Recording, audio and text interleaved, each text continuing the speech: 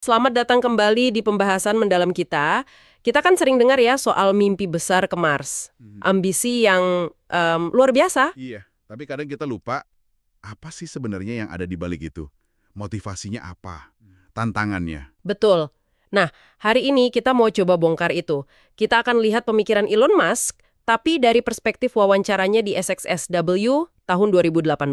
Wah, ini menarik. Jadi semacam melihat kapsul waktu pemikirannya dia beberapa tahun lalu. Iya, kita gali visinya soal angkasa luar, soal disrupsi teknologi, tantangan yang dihadapi, sampai kekhawatiran dia soal AI. Oke, tujuannya jelas ya. Kita mau sajikan intisari dari sumber ini yang paling menarik dan relevan buat Anda yang pengen paham topik kompleks ini secara cepat tapi tetap mendalam. Kami tahu Anda suka dapat pencerahan atau momen aha.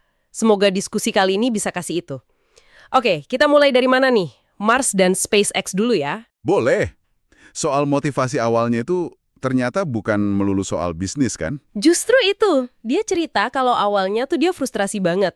Dia lihat kok nggak ada kemajuan berarti di eksplorasi angkasa setelah era Apollo. Dia nanya-nanya gitu ya, mana nih pangkalan di bulan? Rencana ke Mars mana? Iya, kayak merasa janji di film 2001 A Space Odyssey itu nggak kejadian gitu. Kok nggak ada kelanjutannya? Terus respons pertamanya unik juga.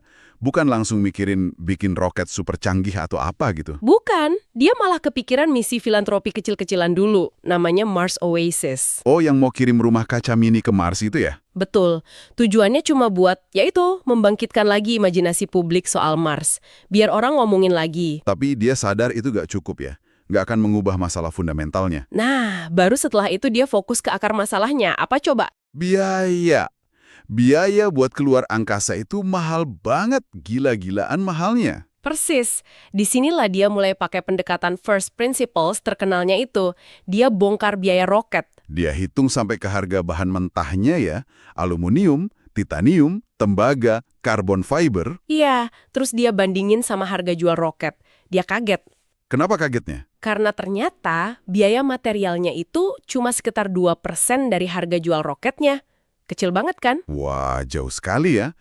Berarti sisanya itu biaya produksi, overhead, dan margin yang besar banget. Nah, itu menunjukkan ada inefisiensi yang luar biasa besar di industri ini. Dan dari situ dia dapat kesimpulan krusialnya. Kuncinya apa? Reusability, penggunaan kembali roket. Tapi bukan cuma sebagian, tapi penuh dan cepat. Itu jadi fondasi SpaceX ya. Dia selalu bilang ini bukan cuma perbaikan kecil-kecilan. Boeing 747 buat perjalanan jauh pulang pergi, mungkin biayanya $500.000. Oke, masuk akal. Tapi kalau kita beli pesawat kecil, baling-baling, baru, harganya bisa $1,5 juta. Padahal nggak bisa terbang jauh. Iya ya. Maksudnya, kalau roket bisa dipakai ulang berkali-kali kayak pesawat, biayanya bisa anjlok drastis. Persis. Dia yakin banget roket BFR, itu nama prototipe Starship waktu 2018, bakal bikin biaya ke orbit jadi murah banget. Bahkan lebih murah dari roket pertama mereka, Falcon 1 yang kecil itu. Iya, dia bilang begitu. Makanya di 2018 itu mereka lagi sibuk bangun prototipe pertama. Targetnya waktu itu bisa uji terbang pendek, kayak lompatan gitu, di awal 2019. Penting juga nih, bedain reusability ala SpaceX ini sama Space Shuttle dulu. Oh ya, beda banget ya. Jauh. Shuttle kan cuma sebagian yang balik dan bisa dipakai ulang. Orbiternya iya, tapi tangki eksternalnya dibuang. Terus proses perbaikannya lagi. Mahal dan lama ya restorasinya. Banget. Makan waktu berbulan-bulan dan biaya besar. Nah, visi SpaceX itu penggunaan ulang total dan cepat. Idealnya, ya cuma isi bahan bakar lagi, terus terbang lagi. Kayak pesawat komersial aja gitu ya. Kurang lebih begitu tujuannya.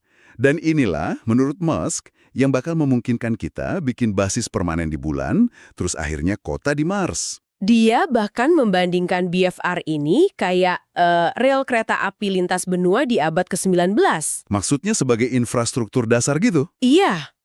Yang begitu jadi langsung membuka ledakan peluang wirausaha. Dia membayangin hal yang sama di Mars. Jadi kalau udah ada transportasinya, nanti bakal banyak yang bikin usaha di sana. Betul, dia bilang Mars butuh segalanya, mulai dari pengecoran besi, pabrik, material bangunan, sampai yaitu tadi, kedai pizza dan bar. Spesifik banget ya sampai ke kedai pizza dan bar.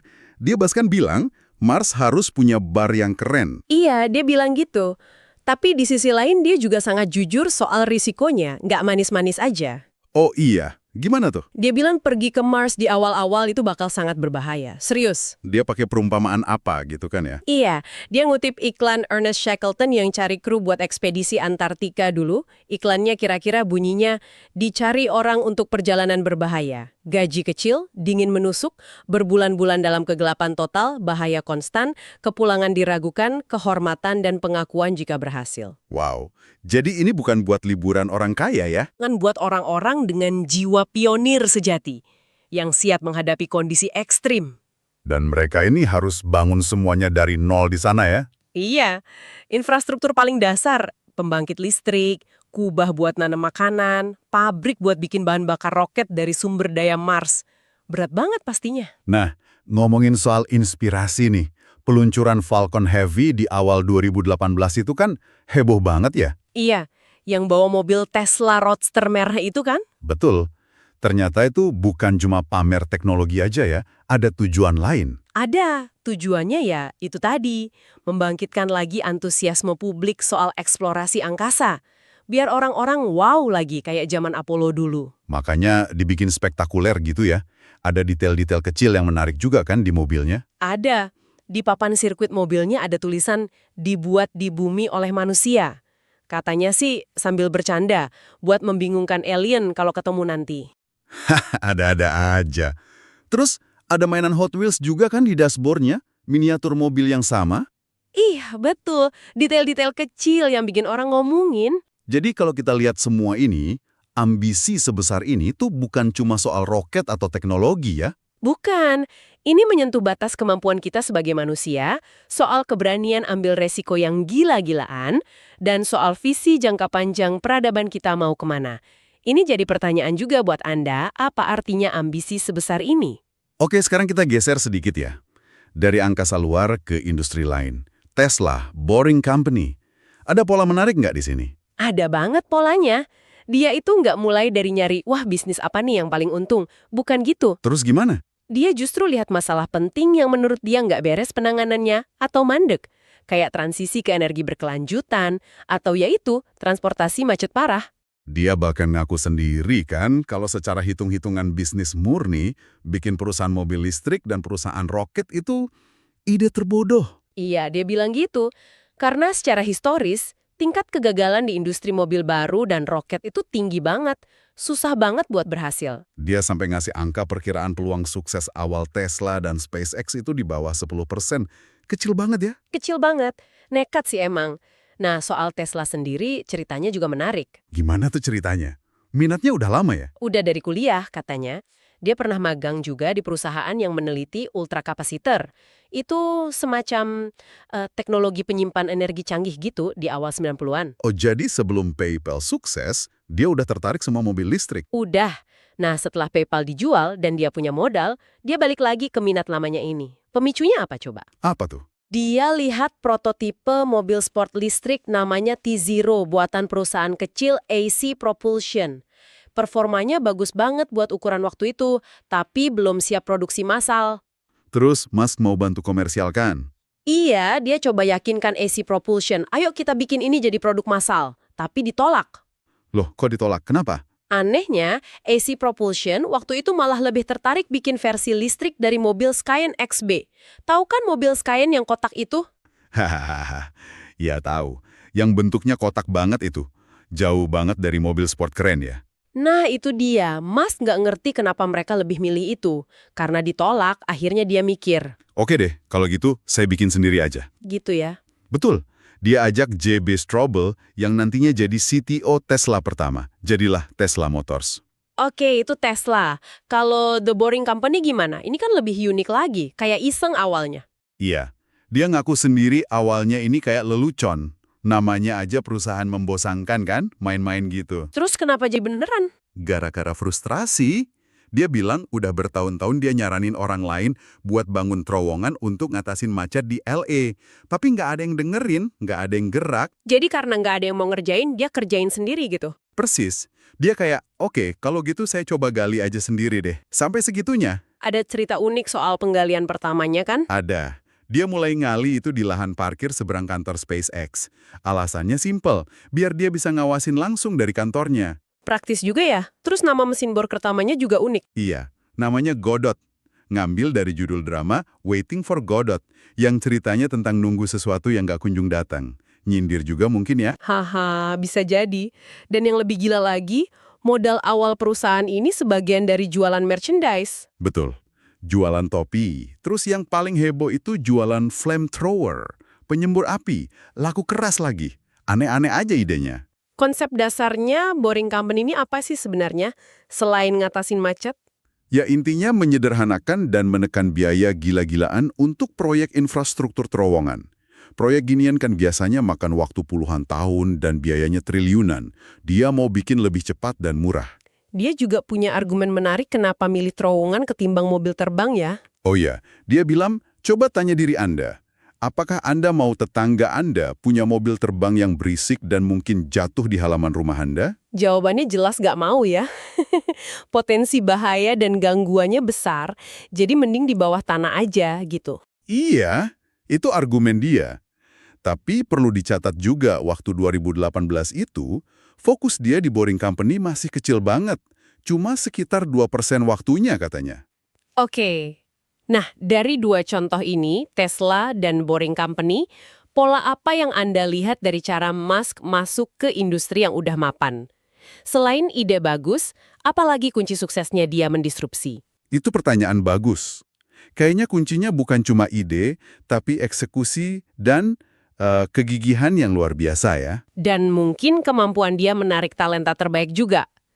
Nah, ngomongin soal eksekusi, gimana dia ngatur semua ini? SpaceX, Tesla, waktu itu Boring Company juga mulai. Gila kan? Iya, gila banget. Di SpaceX dia cerita kalau fokus dia itu hampir sepenuhnya, mungkin 80-90% waktunya di bagian rekayasa dan desain. Jadi dia terlibat langsung di teknisnya ya? Banget. Urusan operasi bisnis sehari-hari itu dipegang sama Presiden SpaceX, Gwen Shotwell. Dia percaya banget sama Shotwell. Tapi kenapa dia harus turun tangan langsung ke desain dan rekayasa? Karena menurut dia, kuncinya di situ. Dia harus paham detail teknisnya sampai ke akar-akarnya, supaya bisa bikin keputusan yang tepat. Kalau nggak paham detail, katanya cuma bisa nebak-nebak aja. Masuk akal sih, tapi perjalanannya kan nggak mulus sama sekali ya. Ada masa-masa sulit banget. Wah iya, tahun 2008 itu disebutnya sebagai titik terendah, titik nadir. Berat banget. Kenapa tuh 2008? Double pukulannya. Pertama, di SpaceX, 3 peluncuran pertama roket Falcon 1 itu gagal semua. Meledak terus. Duit makin tipis. Waduh, 3 kali gagal berturut-turut pasti stres banget ya. Stres berat. Sementara itu, di Tesla juga sama parahnya. Lagi krisis finansial global kan waktu itu. Tesla nyaris bangkrut total. Sampai separah apa? Dia cerita putaran pendanaan baru untuk Tesla itu baru cair di jam-jam terakhir sebelum Natal tahun 2008. Bener-bener di ujung tanduk. Kalau telat sehari aja, mungkin Tesla udah nggak ada sekarang. Gila. Terus dia dihadapkan pilihan sulit banget kan soal uang pribadinya. Iya, dia punya sisa uang pribadi waktu itu sekitar 30-40 juta dolar. Pilihannya cuma 2. Apa aja tuh? Pilihan pertama, fokusin semua sisa uang itu buat nyelamatin salah satu perusahaan, entah SpaceX atau Tesla, dan biarin yang satunya mati. Berat banget itu. Pilihan kedua, bagi 2 uangnya buat 2 perusahaan itu. Tapi risikonya dua-duanya malah nggak selamat, malah gagal dua-duanya. Terus dia pilih yang mana? Dia nggak tega milih. Dia bilang perusahaan itu kayak anaknya sendiri. Masa disuruh milih salah satu anak buat diselamatin? Jadi dia bagi 2 uangnya. Iya. Dia ambil risiko terbesar. Dia bagi 2 sisa uangnya untuk SpaceX dan Tesla. Untungnya luar biasa. Dua-duanya berhasil selamat. Tapi pasti perjuangannya berat banget ya. Dengan perjuangan hidup mati katanya. Ini nunjukin betapa tinggi tingkat toleransinya dia sama rasa sakit atau pain threshold. Harus kuat mental banget. Dia ngaku banyak gagal ya di sepanjang jalan. Banyak banget. Dia bilang, kalau Anda nggak pernah gagal, berarti Anda kurang inovatif. Dia bahkan pernah jadi chief engineer roket sendiri di awal-awal SpaceX. Loh, kenapa? Karena susah banget cari orang top yang mau gabung sama perusahaan roket baru yang belum jelas masa depannya waktu itu. Jadi ya dia kerjain sendiri. Pengalaman kayak gini pasti ngebentuk cara dia memimpin ya. menghadapi kegagalan se-ekstrem itu? Pasti. Soal manajemen waktu, gimana dia bagi waktunya, kan banyak banget yang diurus. Prioritas utamanya jelas, SpaceX dan Tesla. Itu makan hampir semua waktunya. Waktu di luar kerjaan katanya hampir semuanya buat anak-anaknya. Dia juga sempat lurusin persepsi orang soal dia sebagai investor kan? Iya, banyak yang ngira dia investor di banyak perusahaan teknologi, tapi dia bilang enggak juga. Dia ngaku nggak banyak investasi di luar perusahaannya sendiri. Saham publik yang dia pegang waktu itu ya cuma saham Tesla aja. Oke. Jadi dia lebih fokus sebagai engineer dan pemimpin di perusahaannya sendiri ya? Nah, setelah ngomongin tantangan bisnis yang hampir fatal itu, ada satu area teknologi lain yang menurut Musk risikonya jauh lebih besar lagi. Apa itu? Kecerdasan buatan, AI. Ah iya, ini topik yang sering banget dia angkat, dan nadanya selalu khawatir ya. Betul. Di wawancara 2018 ini, dia ngaku dia sangat update sama perkembangan terbaru AI. Dan itu membuatnya sangat takut. Beneran takut ya? Kenapa sampai setakut itu? Dia percaya kemampuan AI waktu itu udah jauh melampaui apa yang diketahui atau dipahami kebanyakan orang. Dan peningkatannya itu eksponensial. Cepet banget. Dia juga sering kritik para ahli AI kan? Iya, dia kritik para ahli AI yang menurutnya terlalu percaya diri, terlalu complacent, dan cenderung meremehkan potensi bahayanya. Dia sebut itu wishful thinking, cuma berharap yang baik-baik aja bakal terjadi. Padahal resikonya nyata ya menurut dia. Dia punya bukti nggak buat argumennya itu? Dia nunjuk ke kasus AlphaGo dan AlphaZero, AI buatan DeepMind. Kemajuannya dalam ngalahin juara dunia game Go itu jauh lebih cepat dari prediksi para ahli AI itu sendiri. Itu bukti kalau perkembangannya susah ditebak dan bisa sangat cepat. Dia juga bikin prediksi berani soal mobil self-driving di 2018 itu. Oh iya, dia prediksi waktu itu mobil otonom penuh level 5 itu bahkan tercapai dalam 18 bulan ke depan. Berarti sekitar akhir 2019. Dan dia yakin banget mobil otonom itu bakal jauh lebih aman dari manusia. Sekitar 100-200% lebih aman katanya. Nah, disinilah dia ngeluarin pernyataan yang paling keras soal AI. Yang mana tuh? Dia bilang, bahaya AI itu jauh lebih besar daripada bahaya hulu ledak nuklir. Jauh lebih besar. Wow, itu pernyataan yang sangat kuat. Dia benar-benar melihat kemunculan digital superintelligence AI yang kecerdasannya jauh melampaui manusia sebagai krisis eksistensial terbesar dan paling mendesak buat umat manusia. Ancaman paling besar. Kalau memang sebegitu bahayanya, apa solusinya menurut dia? Pasrah aja. Enggak. Dia punya usulan solusi yang jelas. Regulasi, pengawasan. Tapi kan dia biasanya anti regulasi yang berlebihan. Betul. Dia ngaku biasanya nggak suka banyak aturan. Tapi untuk AI, dia merasa ini kasus spesial. Ini pengecualian. Mutlak perlu ada badan pengawas publik. Badan pengawas yang tugasnya apa? Badan yang punya wawasan mendalam soal AI dan punya otoritas buat memastikan pengembangannya berjalan aman dan nggak membahayakan umat manusia. Dia sampai bilang, kenapa kita nggak punya pengawasan regulasi untuk AI? Ini gila. Dia juga bedain jenis-jenis AI kan ya? Nggak semua AI sama bahayanya. Iya, dia bedain antara narrow AI atau AI spesifik yang jago di satu tugas tertentu, kayak AI buat main catur atau buat rekomendasi film. AI jenis ini risikonya apa? Risikonya lebih ke dislokasi pekerjaan karena banyak tugas bisa diotomatisasi atau mungkin bisa dipakai buat bikin senjata yang lebih canggih. Tapi ini menurut dia bukan risiko level kepunahan spesies. Nah, yang bahaya itu yang mana? Yang digital super intelligence tadi, AI umum, yang kecerdasannya melampaui manusia di hampir semua bidang. Itu yang dianggap ancaman fundamental. Lalu tujuan jangka panjangnya apa dong dengan AI ini? Kalau nggak bisa dihentikan gimana? Tujuan idealnya, menurut Musk, adalah mencapai simbiosis antara manusia dan AI. Kita hidup berdampingan dan saling menguntungkan. Gimana caranya? Dia suka ide kalau tujuan utama AI itu seharusnya adalah memaksimalkan kebebasan bertindak kolektif umat manusia.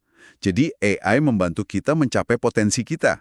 Tapi harus hati-hati banget ya nentuin tujuannya. Dia kasih contoh kan? Iya, contohnya kalau kita kasih tujuan AI, maksimalkan kebahagiaan manusia.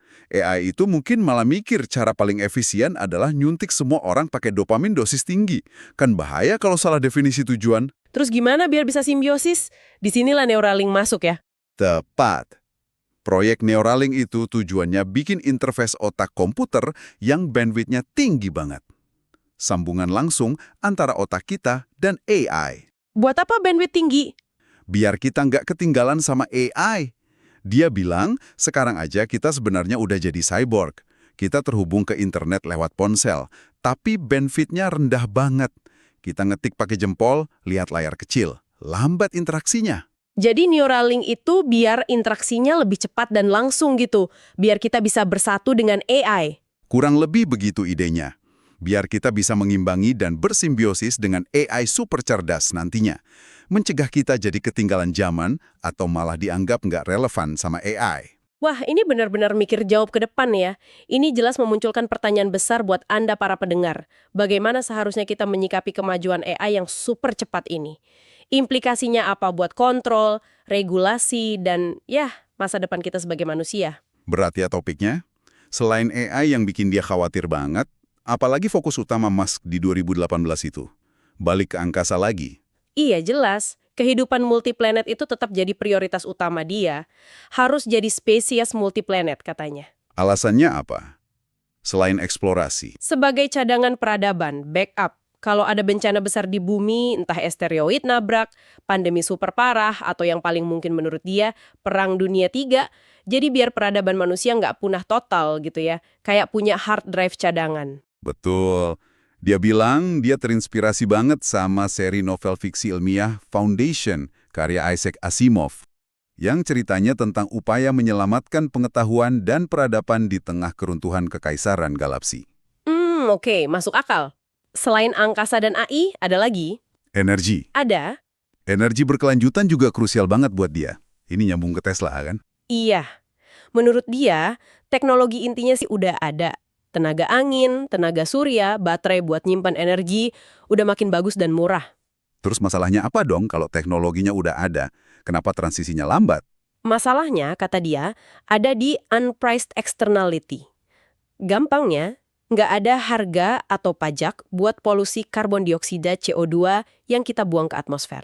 Jadi karena gratis buang CO2, nggak ada insentif ekonomi yang kuat buat pindah ke energi bersih. Cepat, perlu ada harga karbon atau pajak karbon, biar pasar bisa berjalan efisien dan mendorong transisi lebih cepat. Itu argumen ekonominya. Menariknya, dia sempat komentar soal level CO2 waktu itu, sekitar 400 ppm.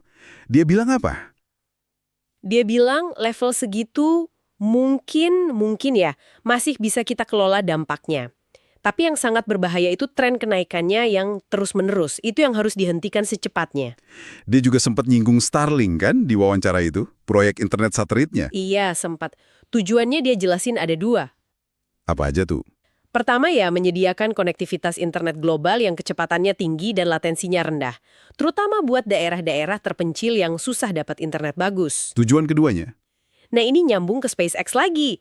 Keuntungan dari Starlink itu rencananya mau dipakai buat mendanai pengembangan pesawat antar planet SpaceX. Jadi buat modal ke Mars juga. Cerdas juga ya model bisnisnya. Dia sempat komentar nggak soal kekhawatiran Starlink ini bisa jadi semacam Skynet gitu? Jaringan satelit yang ngontrol dunia? Dia sempat bahas itu. Dia bilang sistem Starlink itu nggak dirancang dan nggak cukup kuat buat jadi Skynet. Jadi dia menepis kekhawatiran itu waktu itu. Oke. Terus ada bahasan menarik lagi soal gimana kalau nanti beneran ada koloni di Mars. Pemerintahannya gimana? Nah, ini juga unik idenya. Dia bayangin di Mars nanti sistem pemerintahannya itu demokrasi langsung. Maksudnya gimana tuh demokrasi langsung? Jadi warga di Mars itu memilih langsung untuk setiap isu atau undang-undang, nggak lewat perwakilan kayak DPR gitu. Tiap orang punya hak suara langsung. Terus soal hukumnya gimana? Biar nggak rumit kayak di bumi. Hukumnya harus pendek-pendek katanya. Gampang dimengerti semua orang. Dan yang penting lagi, Apa tuh? menghapus hukum yang udah nggak relevan atau jelek, itu harusnya lebih gampang daripada bikin hukum baru. Oh, menarik. Biar nggak numpuk aturan yang nggak jelas ya. Gimana caranya biar lebih gampang dihapus? Dia usul, mungkin perlu mayoritas suara yang beda. Misalnya, buat bikin hukum baru butuh 60% suara setuju, tapi buat menghapus hukum cukup 40% suara setuju. Atau bisa juga ada masa kedaluarsa otomatis buat semua hukum. Jadi hukumnya harus diperbarui terus secara berkala ya? Iya, biar nggak terjadi apa yang dia sebut pengerasan pembuluh darah peradaban gara-gara aturan yang numpuk dan kaku dari masa lalu. Wah, ini ide-ide soal tata kelola yang menarik juga ya. Jadi kalau dirangkum nih, gambaran masa depan terbaik versi Mas di tahun 2018 itu kayak gimana? Iya, kira-kira transisi ke energi berkelanjutan udah selesai di bumi, terus kita udah punya pangkalan permanen di bulan dan juga di Mars. Eksplorasi tata surya jadi jauh lebih terjangkau, dan yang paling penting mungkin kita berhasil mencapai simbiosis yang aman dan produktif dengan kecerdasan buatan. Kompleks ya visinya. Dan ini membawa kita kembali ke pertanyaan mendasar buat kita semua sih sebenarnya. Masa depan kayak apa yang sedang kita bangun bersama-sama sekarang ini? Betul.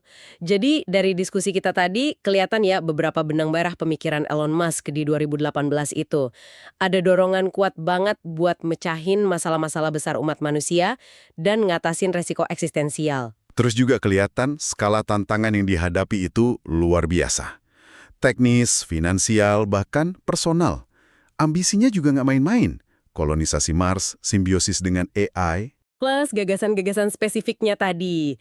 Pentingnya reusability roket, model demokrasi langsung di Mars, perlunya harga karbon, dan yang paling mendesak menurut dia, urgensi regulasi AI. Nah, sebagai penutup nih, mungkin ada satu pemikiran buat Anda renungkan.